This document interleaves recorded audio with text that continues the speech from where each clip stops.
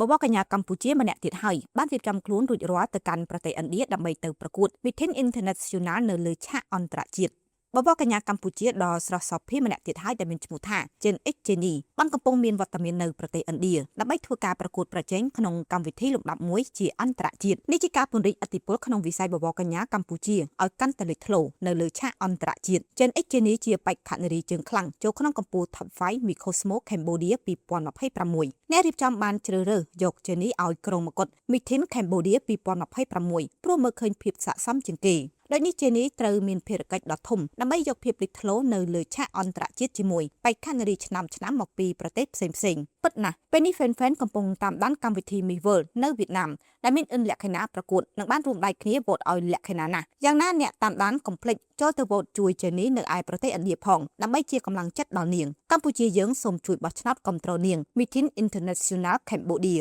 នាងកំពុងតំណាងឲ្យកម្ពុជាលើឆាកអន្តរជាតិដូចគ្នានឹងបេក្ខភាពដទៃទៀតដែរយើងត្រូវការគ្រប់គ្រងពីអ្នកទាំងអស់គ្នាគ្រាន់តែបោះឆ្នោត free មួយដងរៀងរាល់ថ្ងៃអាចជួយឲ្យនាងទទួលបានពិន្ទុខ្ពស់និងឈានទៅដល់ top score យើងមានអ្នកគ្រប់គ្រងកម្មវិធីប្រកួតសម្រស់ជាង100,000នាក់នៅកម្ពុជាបើពួកយើងរួមគ្នាបោះឆ្នោតរាល់ថ្ងៃនោះជាកម្លាំងដ៏ធំសម្រាប់នាងការបោះឆ្នោតរបស់អ្នកគឺជាពន្លឺសម្រាប់នាងសម្រាប់កម្ពុជានិងសម្រាប់វិស័យ beauty pageant របស់យើងតោះបង្ហាញពិភពលោកឲ្យឃើញពី Power of Cambodia Supporters មិនថានារីកម្ពុជារបស់យើងប្រកួតលើឆាកអន្តរជាតិណាក៏ដោយកម្ពុជាត្រូវតែស្ថិតក្នុង Spotlight Vote Free រៀងរាល់ថ្ងៃមួយ vote ក៏មានតម្លៃ